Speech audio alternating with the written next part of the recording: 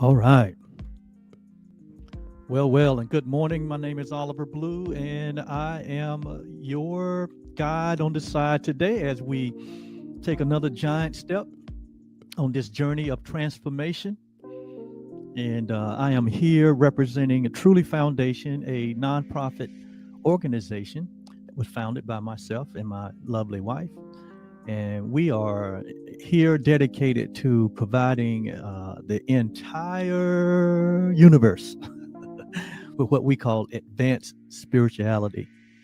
And so we share it on these platforms in different forms. This is only the beginning. This is a special project where we're going through the workbook lessons of A Course in Miracles, all 365 lessons. So we've committed ourselves to provide these commentaries for each one of the workbook lessons as for an entire year. That's a huge commitment. But we are all about helping people to come to an awareness of the reality of who they are. We're committed to people waking up to what is real. We're committed. We're really committed to people coming to the knowing of themselves. So important. It was important for us. And we know how much it's much needed right now in this 2022 with everything that is shining and vying for our attention, with all the complexities that we see in the world right now, where there's there's an upheaval and an uprising, to where people are trying to change the landscape of the world. And so we're here in this time. And what I would say is there's nothing to fear. Fear not. That which is according to the grand plan of that which is real. The grand plan is being brought forth, and it might look pretty in this evolution, but know that love is all there is, and love is what will prevail. There are many plans in a man's heart. There's many plans in a man's heart that are not the plans of God. But only the purpose of God shall prevail. And so to know what those purposes is, we can be reassured. We can be at peace in the midst of seeming chaos, which we see. We need more than ever to know what real peace is. Starting individually. You want to know it. You want to have that experience in the midst of chaos. Because in the false world, the external world, it is in upheaval right now. But it is in the midst of this upheaval that the light shines. That's why the world needs your light. We're the light of the world. That false world is plunging deeper and deeper into darkness. It needs light. That's why our knowing of ourselves and the awareness of ourselves and what the will of God is so important right now. So God needs you, need all of us. All of us are needed, but because we're all part of God's plan for salvation. Our plan to stop the suffering. And the plan to stop the suffering is for people to come to know their true self. When they change their perception from darkness to light, the world changes. And so our role is very important. And so today we're going to jump off. Very important subject that we're talking about today. Lesson 68 from the workbook. Lesson 68. We're still on this subject of love. On yesterday we said that love is what created us, and it created us like itself. And so we know that we are love. So say, I am love. You are love. All humanity is love. But if they don't know that, humanity will think that itself is a dark entity, and it will promote darkness. Thus you see the chaos.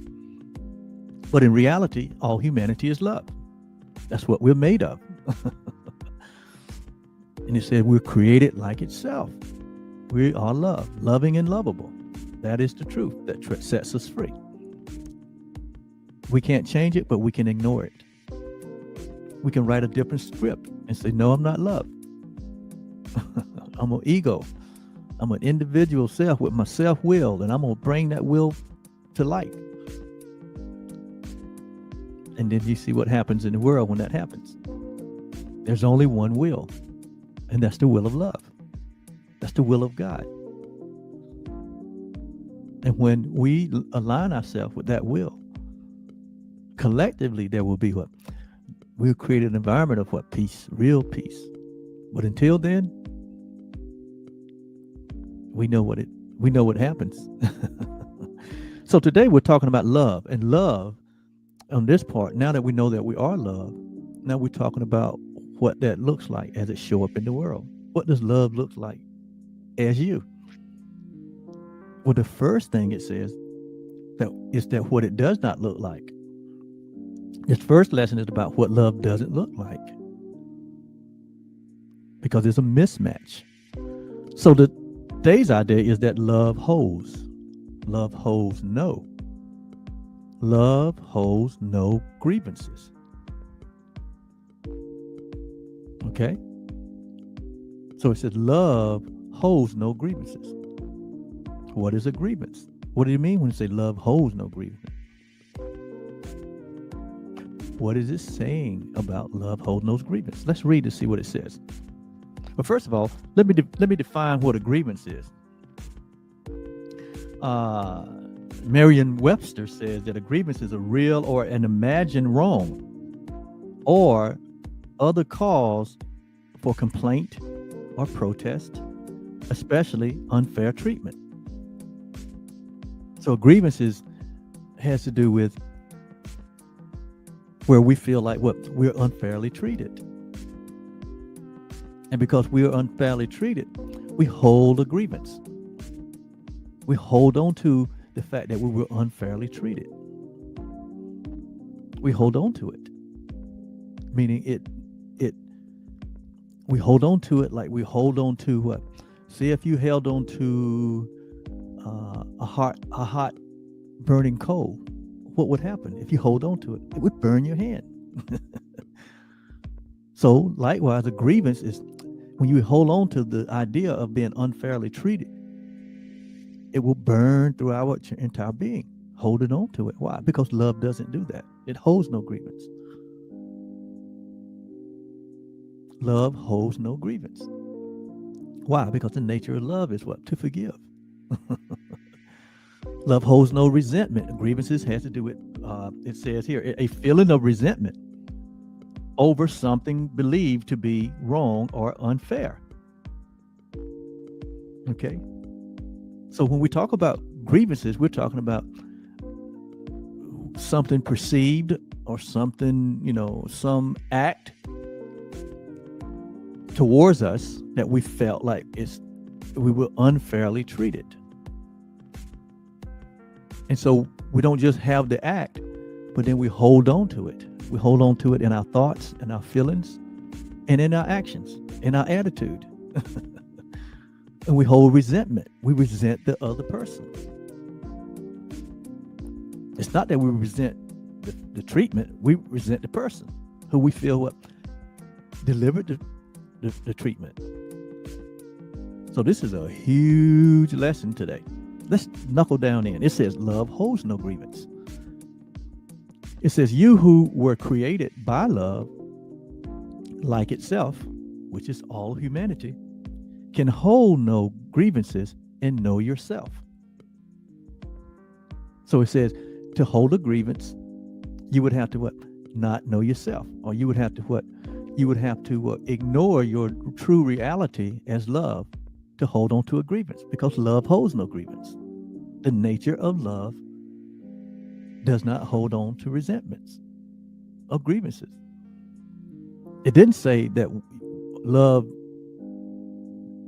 that one doesn't recognize or notice a resentment or notice an unfair treatment towards them, because it happens in this dimensional world. You don't be in this dimensional world, this false world,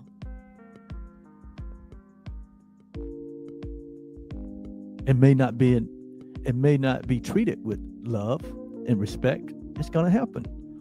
But it says the love that what holds no grievance. It doesn't hold on to the resentment. It doesn't hold on to the idea of being unfairly treated. So if it doesn't hold on to it, what does it do? It lets it go. It gives it up. It forgives. It gives it up for what? A different perception. It says so to hold on to a grievance, you'd have to not know yourself, because yourself is love, and love holds no grievance. So you would have to make a decision that you're going to walk away from your true self, your true nature, to hold on to a grievance. That's amazing. It says to hold a grievance is to forget who you are. You have to forget that you're loved to hang on to a grievance. Why? Because love holds no grievance. Love understands that they can't be unfairly treated. Love is what? Impregnable. Real love is unpregnable. It's protected from all hurt, harm, and danger. True love is. It can't be hurt. So it don't hold on to grievances or resentments. You would have to forget or deny or lay down or walk away from your true nature in order to hold on to a grievance. To hold on to it in your thoughts, to hold on to it in your emotions and your feelings, to hold on to it to the point where, your attitude, your complete attitude, which is your thoughts, your emotions, and your actions, will reflect that what? You were unfairly treated, and you want to let the world know. You want to let everybody know.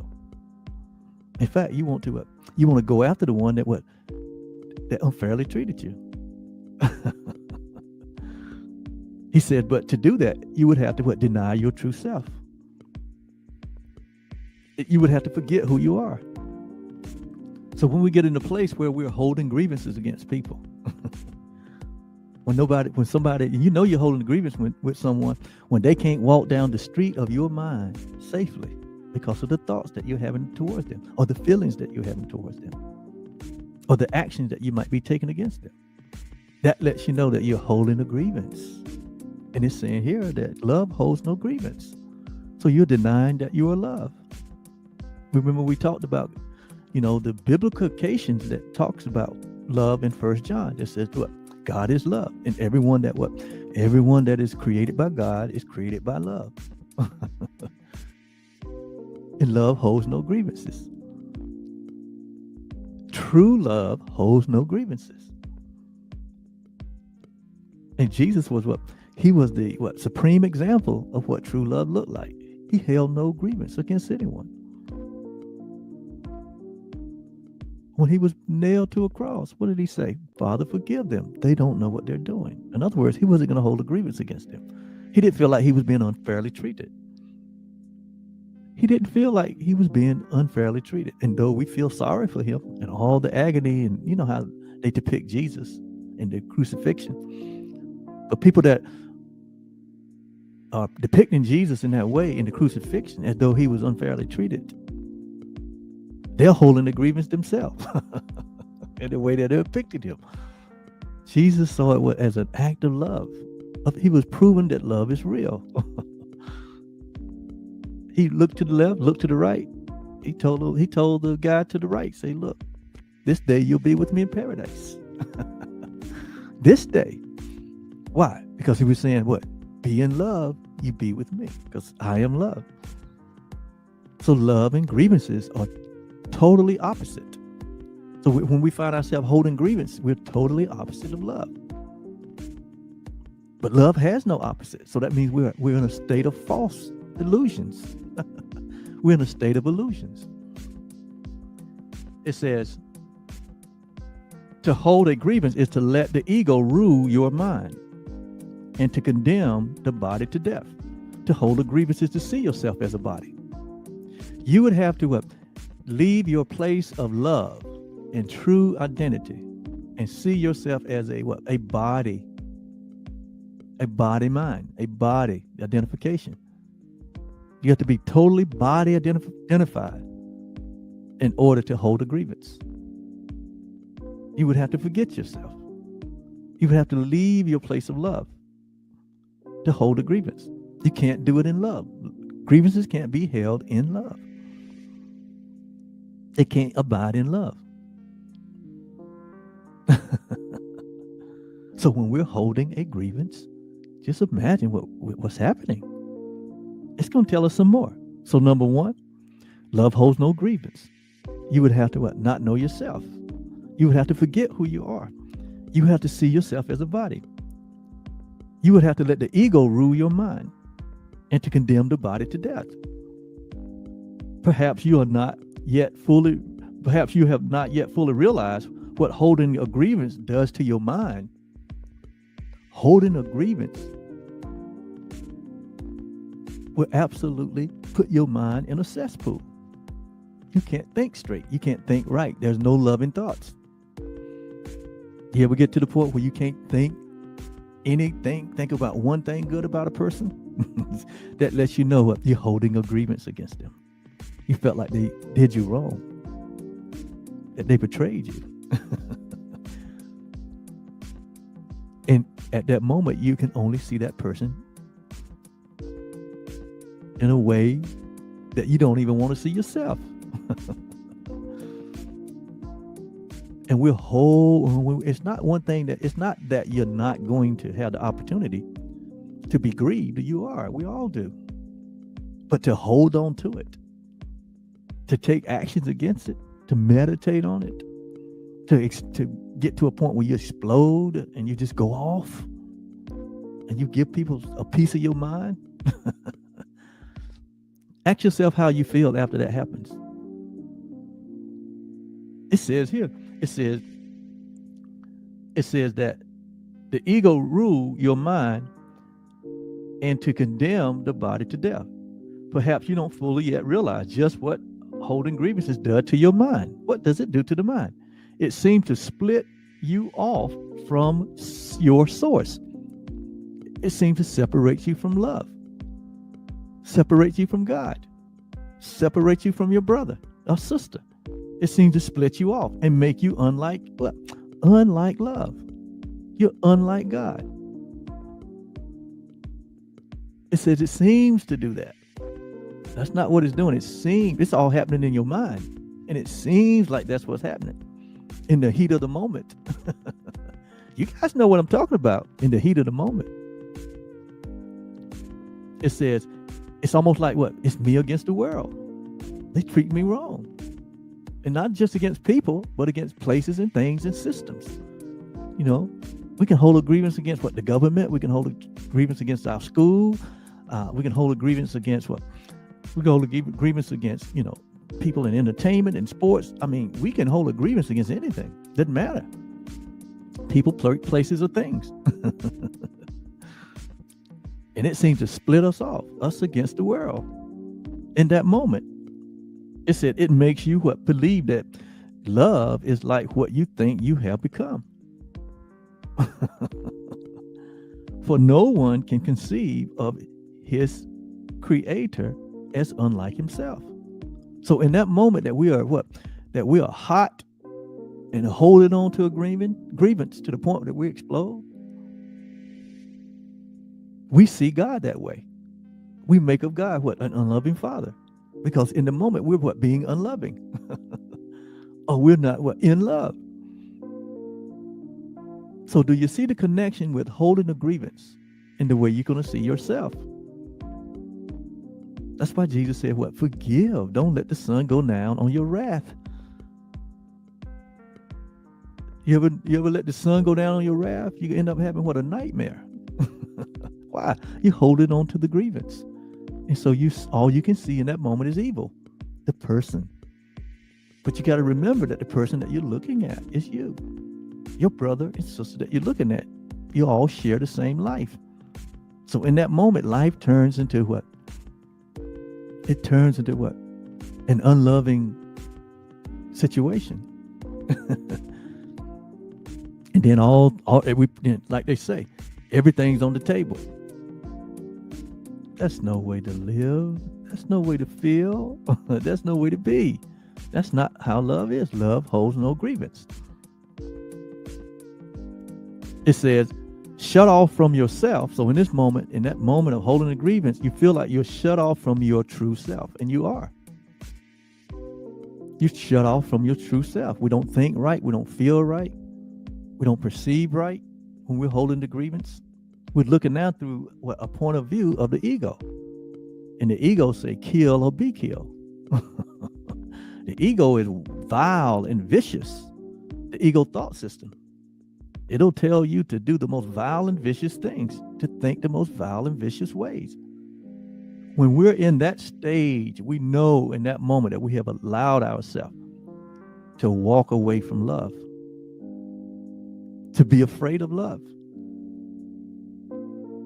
We put our confidence in what the ego thought system of an eye for an eye, tooth for a tooth. And you know how that can play out. That can get real ugly. It says, so shut off from the self, which remains aware of its likeness to its creator. So love never changes. But we seem like we're shut off or split off from that when we've walked away from it and decide to play the ego strip. That we was unfairly treated.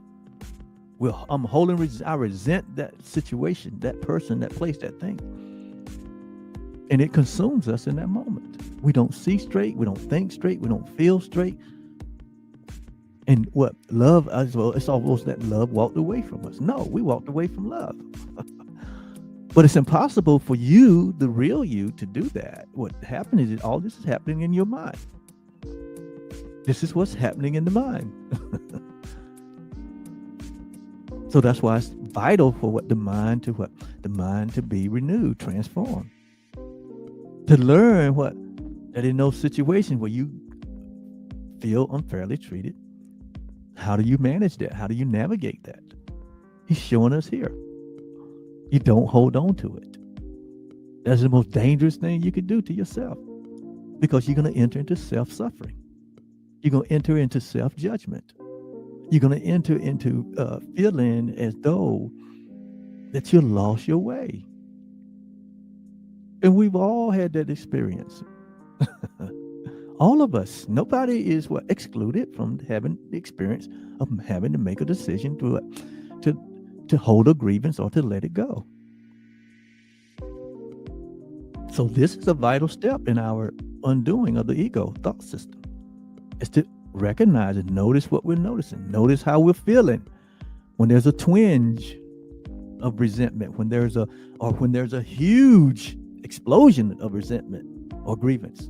It doesn't matter whether it's a small twinge or a huge explosion. We hold that grievance. It has the potential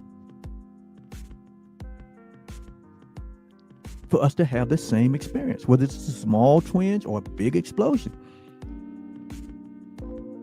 We could have the experience of feeling like we're split off from ourselves, split off from love, split off from God. And we're out on an island on our own. And we feel fear. That's why fear again comes in, rushes in on us, because we feel unprotected. We feel vulnerable. We hold attack thoughts towards others. We attack others. We call them names and do all this other stuff. We go all the way back into history and we pull all that stuff into the present and we feel it all over again. That's a habit that we developed. It's not a good habit. It's a bad habit. It's a bad paradigm. So we have to train ourselves to be more mature. We have to develop the skill of being love only. Teaching only love, demonstrating only love. Practicing forgiving, giving up this perception, the ego thought system for the thought system of God, the Christ vision. See where forgiveness plays the role with oneness, that plays the role with loving, that plays the role. It's all these things are integrated. And see, Jesus demonstrated what that looked like. His life demonstrated what remaining in love, knowing who he was. That's why he was able to he was able to face everything that challenged him. And he never forgot who he was. Even when he had little momentary, they say he went into the temple to turn over tables. He had a little tantrum, but he didn't hold on to it. He didn't go to sleep holding on to it. And his tantrum wasn't against people.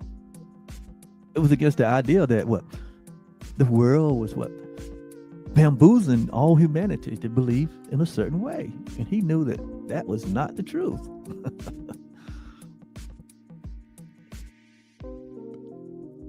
That's why the Bible said he was tempted, yet without sin. What is the sin? The sin is holding on to the grievance. He's holding on to it. He was yet without error.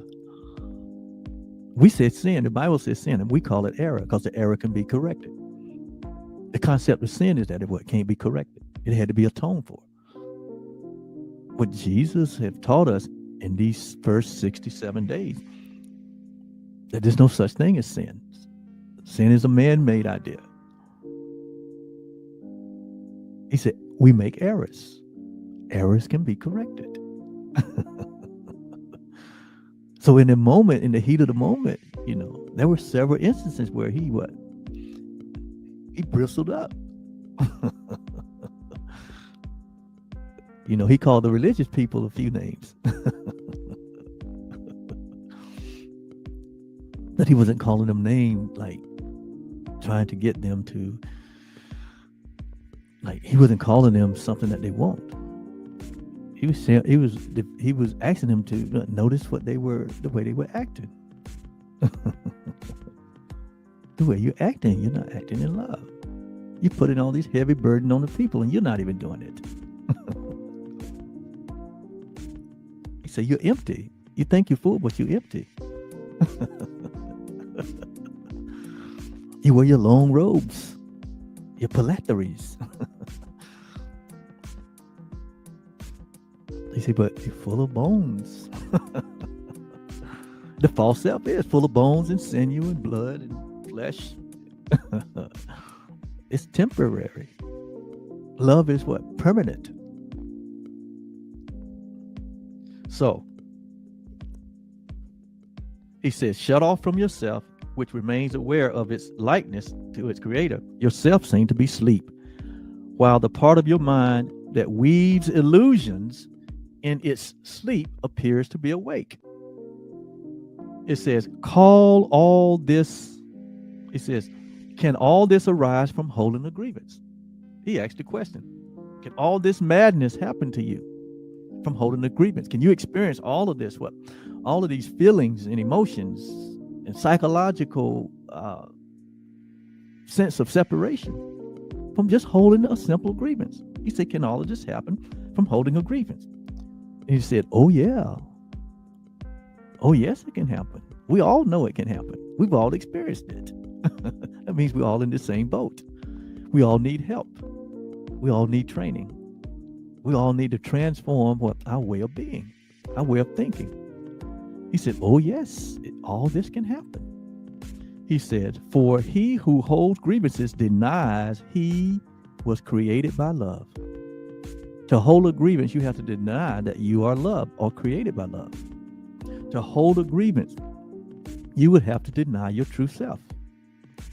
To give someone a piece of your mind, you would have to leave love to do it. Because love doesn't hold grievances. You would have to become a loving person in your mind. You have to recreate yourself or remake yourself on what God made you in your mind to give someone a piece of your mind. It says, and his creator has become fearful to him in his dream of hate.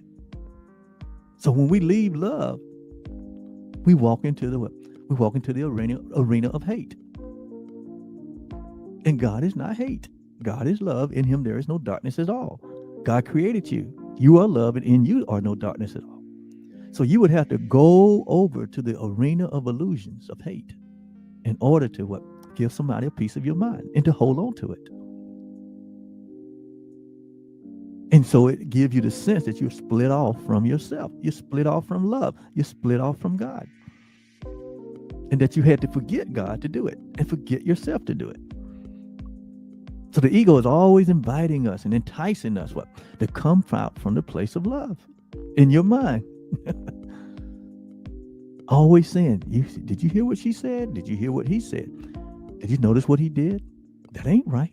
You see how they're treating you? I mean, it's this raucous shrieking that goes on in our head all the time. These voices that are always inviting us to man, they need somewhere to manifest themselves in. They're looking for someone that's wants to play that script or to play that role as a grievance holder.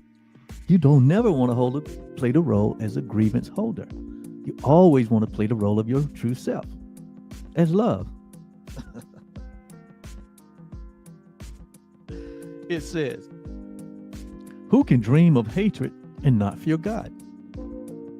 So when we get over into a place of hatred, when you see hatred on display in the world, that particular person or people who are displaying hatred, the Course says they are dreaming of hatred, and they're also fearing God in the same time. They're fearing of what? The fear is what?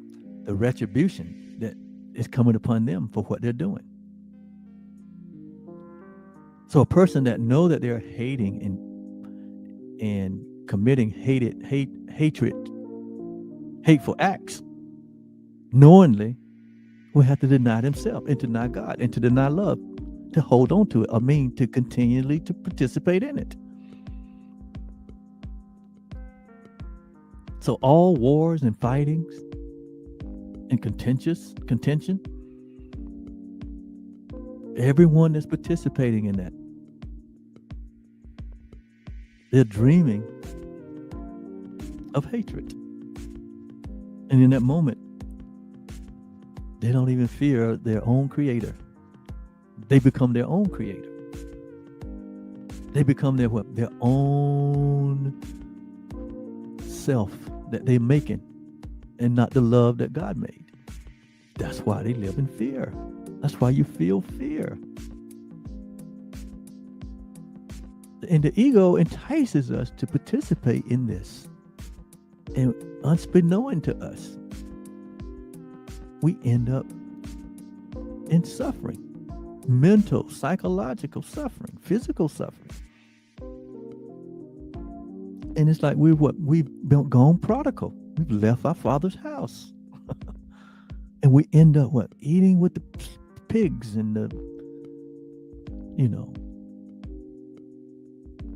and we get lost in that dream of separation, and it can go way down. I mean, we can hit rock bottom. And some of us have hit rock bottom.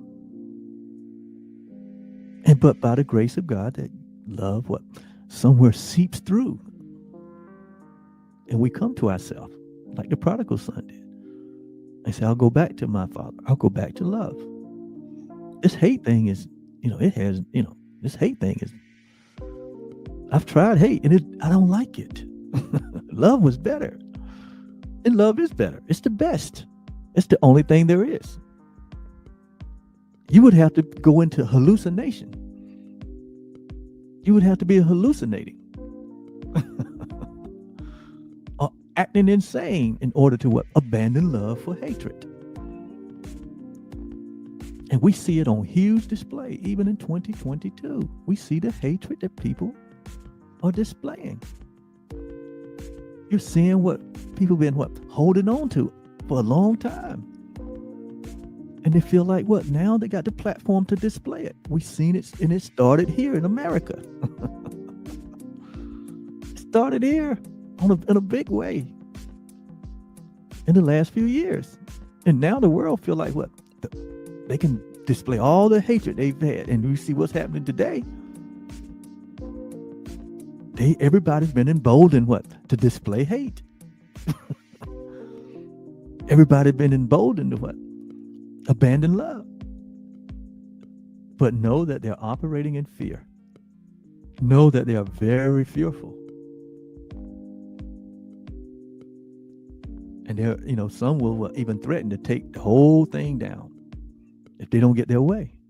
We'll take everyone down with us. That's what you're seeing on display right now. That's what happened to Jesus. Jesus came with the message of love. And man loved darkness. And man say, what? We'll take him down. We'll take him down. Because we don't want love. We love darkness. And that's what they thought they did. They thought they took by taking him down or taking his body. Because you can't destroy love. They thought love was, the body. No, the body is just a communication device. That's not who Jesus was. So they took him out completely. Thought they would get rid of love. And lo and behold, love rose up in 3 days. And it's still here. And you are love. You are the light of the world. That's why the world needs to see your love. That's why you need to understand you can't hold on to grievances. Love holds no grievances. Just because you had a glimpse of who you are, to go back. Why would you go back and grab on to hatred? The same way you felt the last time, you're going to feel it again. When we detour into the illusion of separation, all of the feelings, the emotions, all the psychological imbalance, they're still there. In the illusion, in the dream of separation. But when we abide in the reality of love, which we are, there's peace, there's happiness, there's joy, there's creativity, there's well-being, there's all of the attributes of our Father. That's changeless. And so, it says, it is as sure that those who hold grievances will redefine God in their own image. So when we hold a grievance, we're redefining God in our image. We make of him an unloving father, or her an unloving father. That's what we're doing. We're redefining the one that created us. Isn't that something? It's like when the children decide that they're not doing anything that mommy and daddy doing. They're redefining the terms. And you know how that goes. You know how that feels. Like there's a coup. So we redefine. I mean, this is what holding a grievance does. We redefining our very own creator into our own image, as it is certain that God created them like himself and defined them as part of him. So now we redefine God as some hate monger. Because if we're holding on to hatred and resentment and grievances, that's the way we see our creator. That's the way we see our creator. That's the way we see ourselves. That's the way we see the one that we're holding attack thoughts against. It says, it is as sure that those who hold grievances will suffer guilt. So to hold a grievance, get ready for the guilt. You're going to feel guilty. Why? All this is all guilt and judgment and condemnation is all a part of the ego thought system. It's all happening in your mind over a little tiny trivial thing. Now it's become a huge mountain. And we can't think straight. We don't feel good. Our food don't even taste good. Nothing is good when we're holding a grievance. Nothing. You know what I'm talking about. And we're wondering, why am I feeling this way? Because you're holding on to what? You're holding on to hatred. Instead of what? Instead of what? Instead of what? Being love that you are. It says, it is as sure as those who hold grievances will suffer guilt, as it is certain that those who forgive, let it go, release it, will find peace. So the moment that you decide to release the grievance, to forgive the grievance, you find peace. Peace is in love, and love is in peace. But within holding the grievance, it's guilt and hatred and false perception. We don't even see ourselves the way we really are, or anyone else, let alone our creator, when we're hanging on to grievances. when we're resentful towards someone or something. There's a better way. There's a more loving way. It says, it is as sure that those who hold grievances will forget who they are, as it is certain that those who forgive will remember who they are. So to forgive is to remember your true self. That's what Jesus meant when he said, do this, what? In remembrance of me. Do what? We were thinking about the wine and the bread. No, he was talking about what? Forgive. Love your brother. Love your neighbor. Hold on to the perception of yourself and your neighbor as the loving beings that you are. We share the same being, which is love. So to remember is to forgive, or to forgive is to remember. But to hold on to a grievance is to forget. So would you not be willing to relinquish your grievances if you believe all of this was so? That's a rhetorical question. If you believe all this, what I said was so, would you not want to relinquish your grievance? He said, perhaps you do not think you can let your grievance go. That, however, is simply a matter of motivation. But it's simply a matter of motivation. To know the truth is to be motivated to what? To let all grievances go. When you know the truth, you let them go. What I taught you so far today is enough motivation for you what? To no longer hold on to grievances. Because you want peace. It says, that, however, is simply a matter of motivation. Today we will try to find out how you would feel without them. If you succeed, even by ever so little, there will never be a problem that a motivation again. So today in our exercises, we're going to attempt to let go of grievances.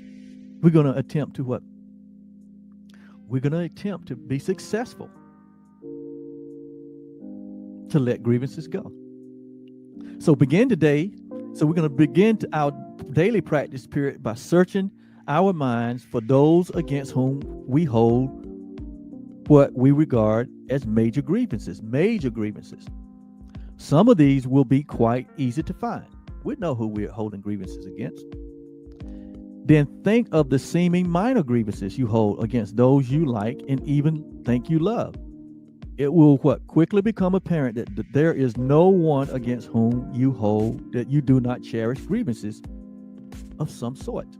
So when we take an inventory of what we are holding resentment about, where we feel unfairly treated, that we can't see the person the way they really are. We don't see them as love. We don't see ourselves as love in that moment. And we definitely don't see God as love.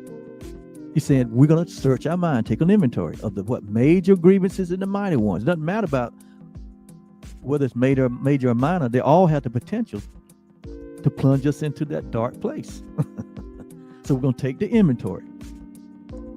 He said, and when you take the inventory, you realize that there's something we feel about kind of everybody. We're holding a grievance really about everyone in some way. It says what becomes apparent is that there is no one against whom you do not cherish grievances of some sort. So we all need to do this inner work. We all need to do this cleansing. It says, this has left you alone in all the universe in your perception of yourself. So we isolate ourselves like on an island when we hold grievances. It says, determine now to see all these people as friends. So say to them all, thinking of each one in terms as you do so. Say, I would see you as my friend, that I may remember you are part of me and come to know myself. Spend the remainder of the practice period trying to think of yourself as completely at peace with everyone and everything, safe in a world that protects you and loves you, and that you love in return. Try to feel safety surrounding you, hovering over you, and holding you up. Try to believe, however, briefly, that nothing can harm you in any way. At the end of the practice period, tell yourself, Love holds no grievances. When I let all my grievances go, I will know that I am perfectly safe. Our feeling of safety, our sense of safety comes with what? Being free of grievances. When we're not at peace, we need to what? Do an inventory. What are we holding a grievance about? What are we upset about? The short practice period should include a quick application of today's idea in this form. Whenever any thought of grievances arises against anyone, physically present or not, whether they're present or not, if you get the thought of a grievance of someone, it says, when that happens, say to yourself, love holds no grievances. Let me not betray myself. Because the whole of grievance is to portray your own self as love. It's self-betrayal. In addition, repeat the idea several times an hour in this form. So today, several times today, repeat the idea. Love holds no grievances. I would wake to myself by laying all my grievances aside and waking to love, which is who I am. Because I am love. This is a huge lesson. And this lesson is going to come back many times between now and the end of our 365 days. Why? Because it's so critical. I'm not going to say anything else about that.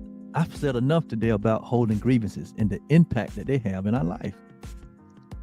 And you are in complete control of whether you hold grievances or whether you forgive. You are in control. So choose once again. You know what you like. You love peace. You love joy and happiness and creativity and abundance. Well, that's in your nature as love. To leave that and go over to the illusionary space of the ego thought system of hatred and grievances and resentment. The buzzards, that's where the buzzards reside, that affect our thinking and our feelings and our emotion and our actions and cause us to experience what we don't want to experience. When we know the solution, let it go. Because love hold no grievances. Great message today. Great lesson. I'm out of here. I love you. Have a great day. Sila.